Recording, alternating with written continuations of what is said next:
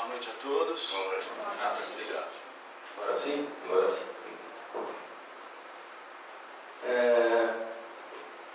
Semana passada, com esse livro na mão, com a Menina do Seu Amor, eu me deparei com um capítulo aqui que achei que seria interessante que a gente conversasse um pouco a respeito. O livro é Com a Menina do Seu Amor, do Vanderlei de Oliveira, através do espírito da irmã Sidufo.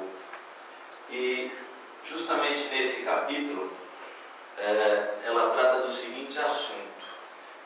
Ela questiona, né, o quanto que a gente está dando de importância para as influências espirituais, para os obsessores, para os nossos inimigos espirituais, e o quanto que a gente está se esquecendo do nosso interior, da nossa responsabilidade. Então o capítulo ele chama Pressões Espirituais, é o capítulo do livro. Eu dei o nome lá para a palestra de Até Onde Somos Vítimas das Influências Espirituais. Esses irmãos, eles estão evidentemente lá no plano espiritual e estão muito preocupados, porque eles alegam que os encarnados, nós que estamos aqui, estamos esquecendo completamente das nossas responsabilidades e estamos de uma forma muito intensa colocando toda a responsabilidade dos nossos atos, das nossas ações, principalmente dos nossos erros, né, das nossas falências, nas obsessões, nos nossos inimigos espirituais e nas influências. E a irmã Sidufo, ela chega a dizer que um grande número de espíritas que tem desencarnado e chegado lá, tem usado como álibi, né, para suas falências aqui na Terra, para suas dificuldades, para o não cumprimento das suas missões, usando como álibi o quê? Eu fui obsidiado, eu fui influenciado, os espíritos exerceram uma influência tão forte em mim que eu realmente não pude cumprir a minha missão. Só que, diz irmãs, que um tempo depois, esses irmãos passam a refletir, vão tirando as suas máscaras lá no plano espiritual e vão concluindo que o defeito, o problema, estava com eles mesmos, né? O livro está aí. E o que a irmã se disse foi mais ou menos isso. Temos passado aos espíritos encarnados a responsabilidade por nossos atos e escolhas. Tem se dado demasiada importância às causas espirituais, esquecendo-se o quê? O nosso interior. O homem tem usado a espiritualidade, como eu falei para vocês, como um álibi, né? E no mundo espiritual, quando chegam os espíritas, eles chegam com essa desculpa de que tudo que eu passo aqui na Terra tem uma influência muito grande dos espíritos e aí eu sou vítima.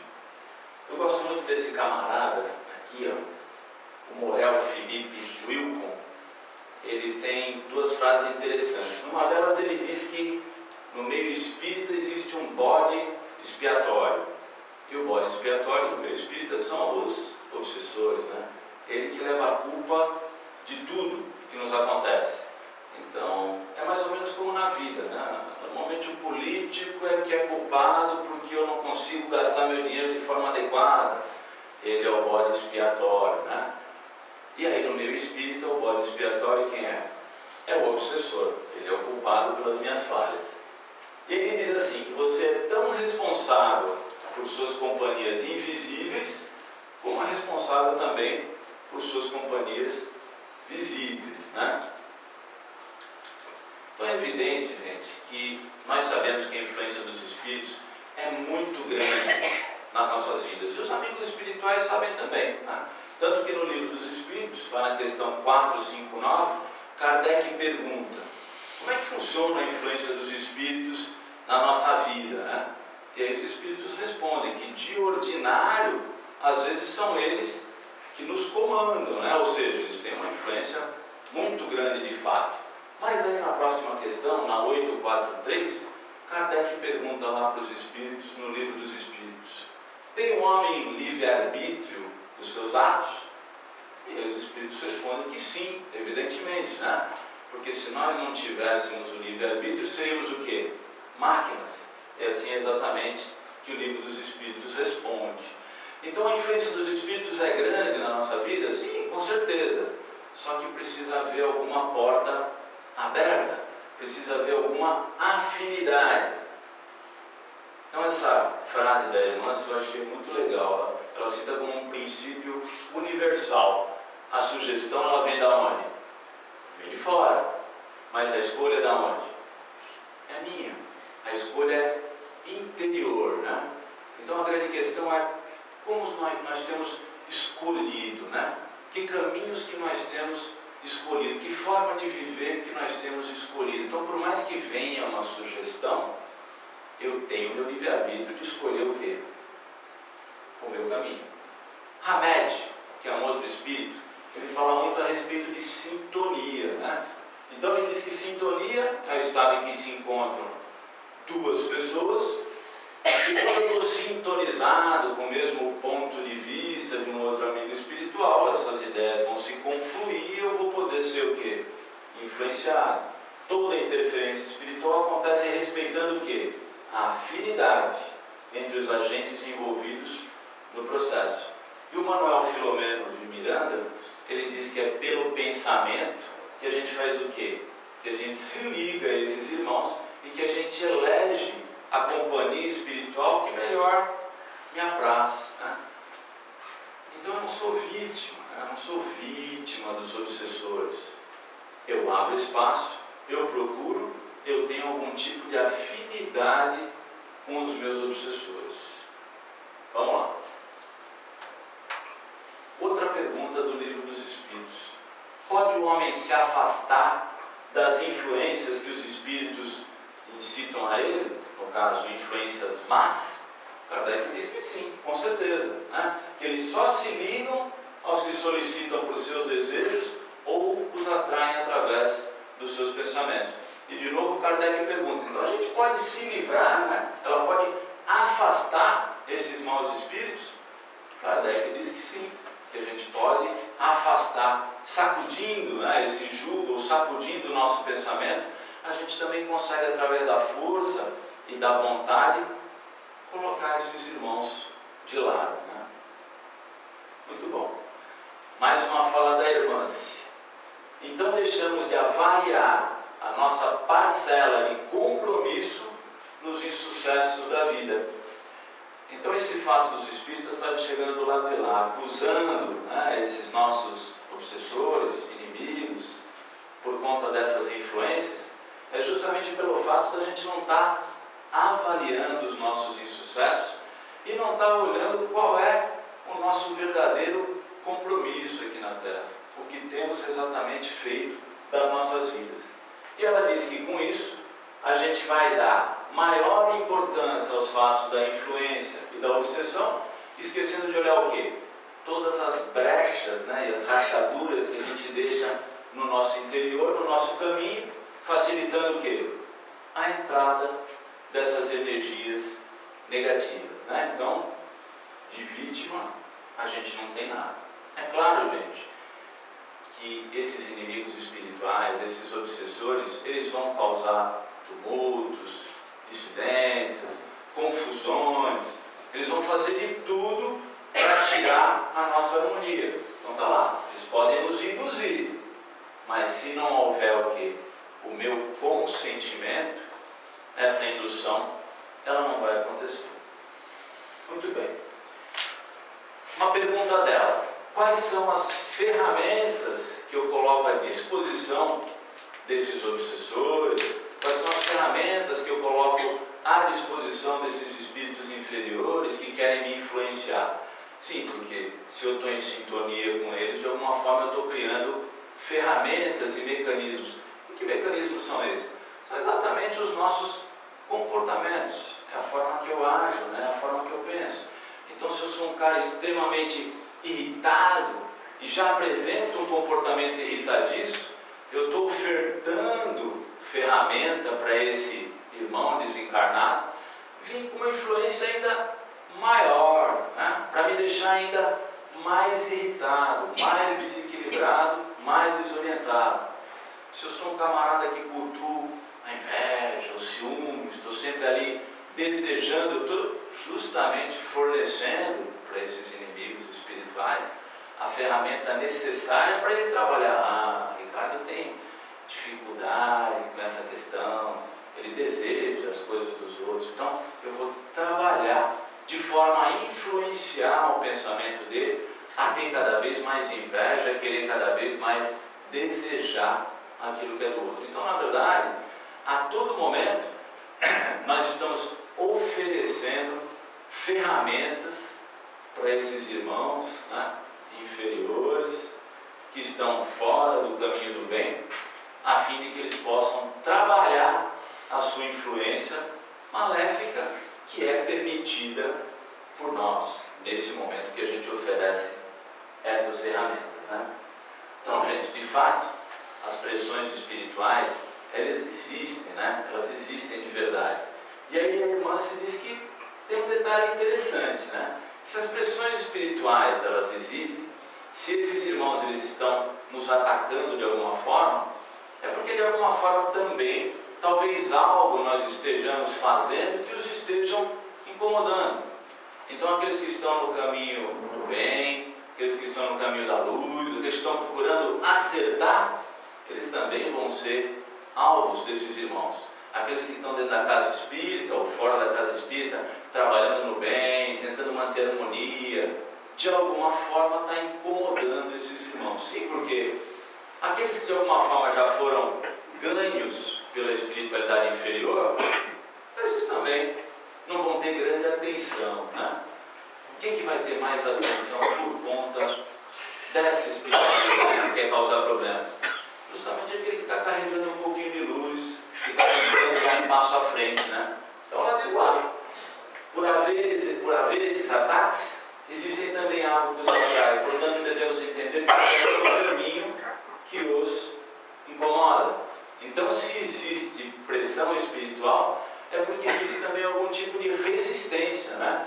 Vamos lá, se existe pressão é porque existe resistência mental e força de defesa, sinal de que quem resiste tem o quê? Tem os seus valores, né? Então, esse que está resistindo está se segurando nos seus valores, está se segurando naquilo que ele entende como correto, mas de alguma forma ele está sendo atacado, né?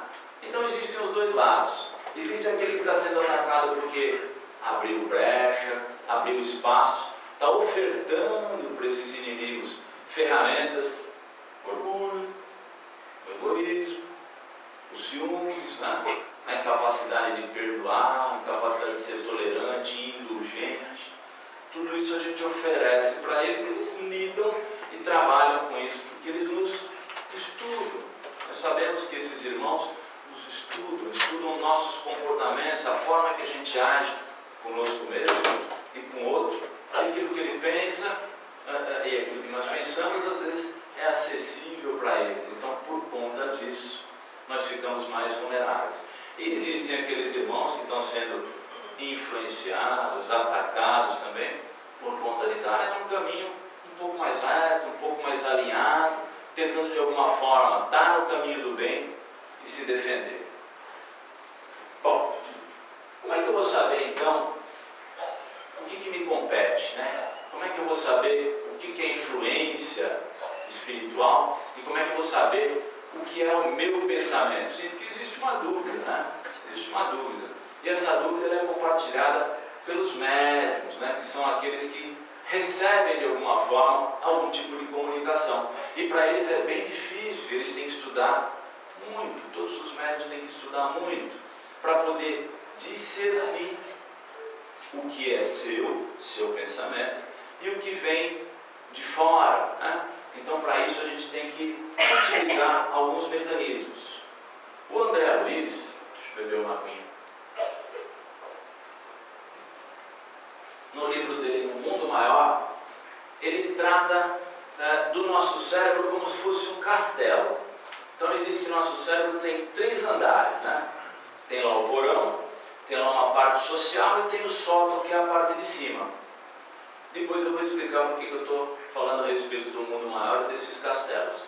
E ele diz que em cada porção desse castelo, em cada porção desse nosso cérebro, que ele divide em 3 partes, existem lá situações diferentes. O porão aquele que está lá embaixo, ele chama de subconsciente.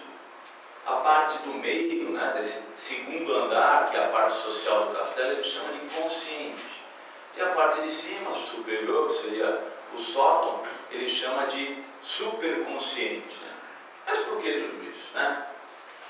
Subconsciente, nosso, aquilo que está embaixo, aquilo que está lá no nosso porão guardado, é o repositório dos movimentos instintivos. Então, tudo que é instinto, tudo que é automático, tudo que é passado, tudo que é reminiscências de outras existências, estão guardadas no nosso subconsciente.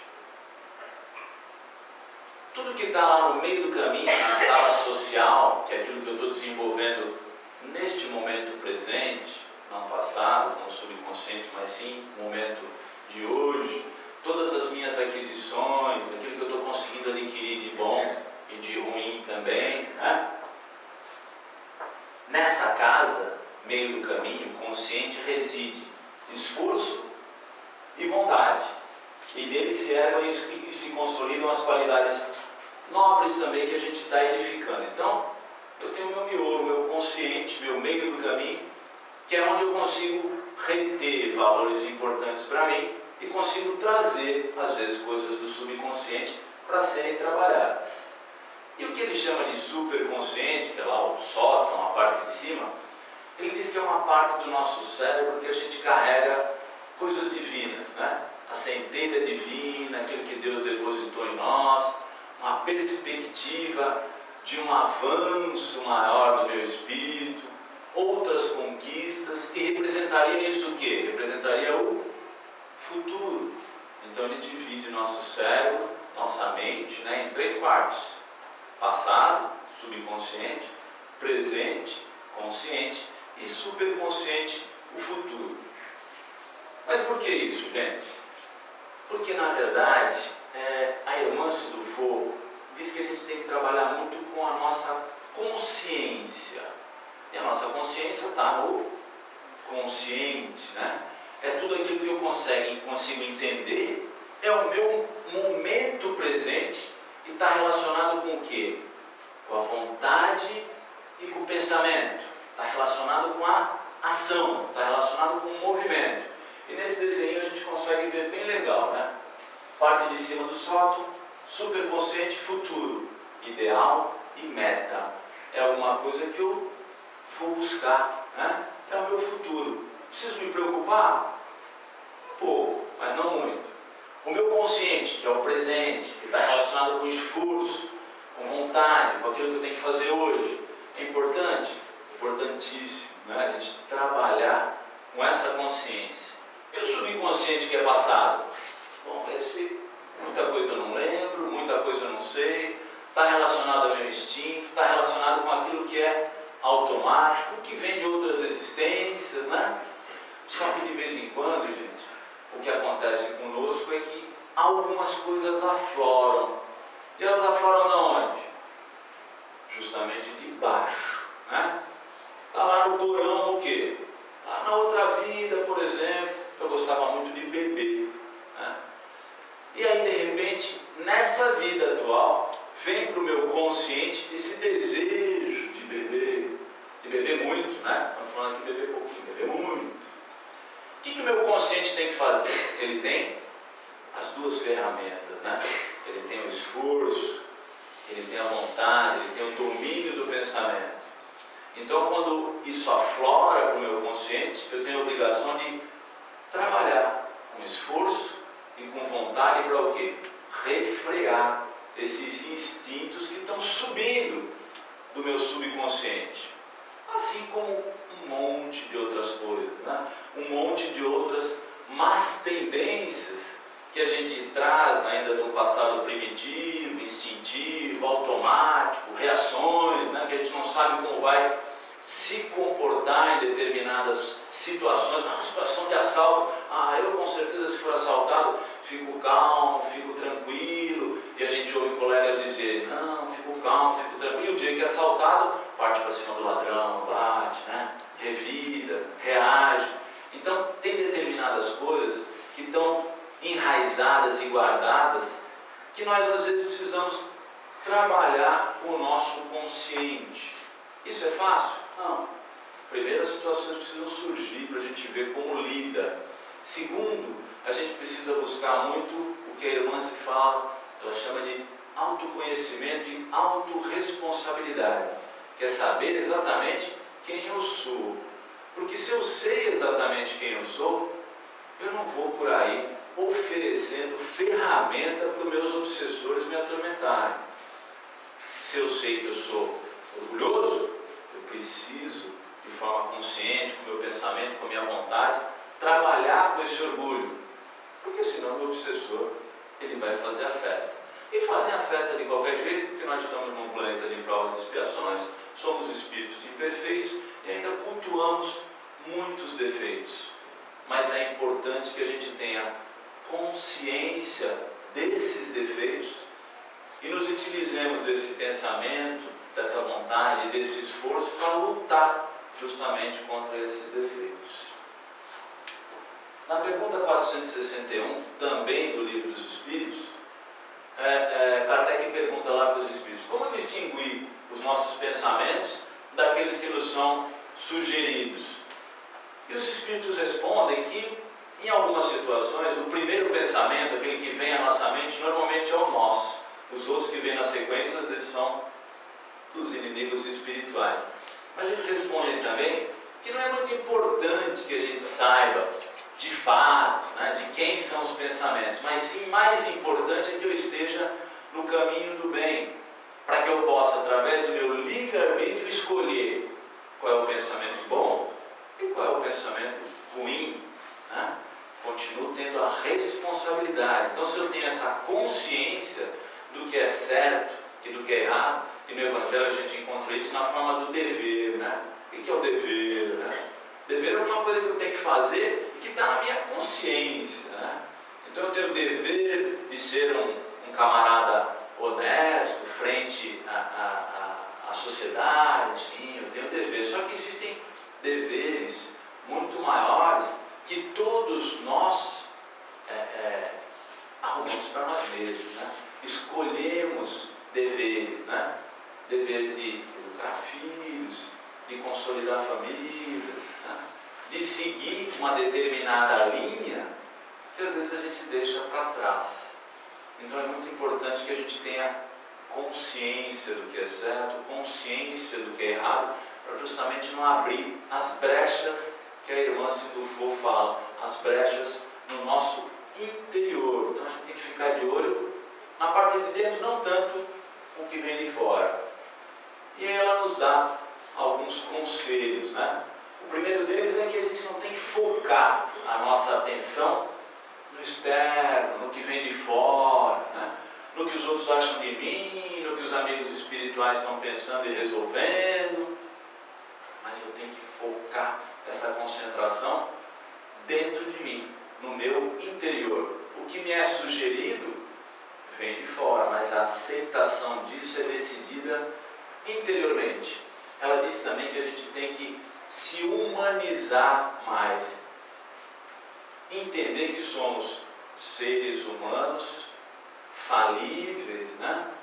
Defeituosos ainda, e temos que buscar trabalhar de forma consciente com esses nossos defeitos, estudando principalmente a nossa alma, né? Então ela diz que nós temos que estudar a nossa alma, estudar o nosso interior. E aqui no final ela fala umas palavrinhas interessantes que nós devemos ter conosco. Ela fala que a gente tem que ter sinceridade com amor e firmeza com brandura contra o nosso personalismo venenoso. Porque realmente, né, é difícil, somos muito orgulhosos. Então nós temos que trabalhar com firmeza, com amor, com brandura, mas não podemos aliviar, não podemos soltar demais a corda. Tem que ter brandura, mas tem que ter firmeza, tem que ter sinceridade comigo mesmo, para eu olhar de fato para o espelho e reconhecer os meus defeitos, mas também com amor, não para me culpar, para me castigar, para me achar a pior das criaturas. Irmã, ela tem um outro livro que chama Reforma Íntima Sem Martírio. E a gente fala o tempo todo aqui de reforma íntima, né? E a reforma íntima, ela vai por esses caminhos que a gente está trilhando, da gente ter um pouco mais de consciência de quem sou, né? Ter um pouco mais de consciência dos meus defeitos e me tratar com brandura, mas com firmeza, né? Com sinceridade, mas com amor também, procurando olhar de fato para dentro de mim e tentando aparar esses defeitos, para que cada vez mais eu fique imune, de uma certa forma, às influências espirituais, porque elas só vão encontrar brechas e espaços à medida que a gente dá, né?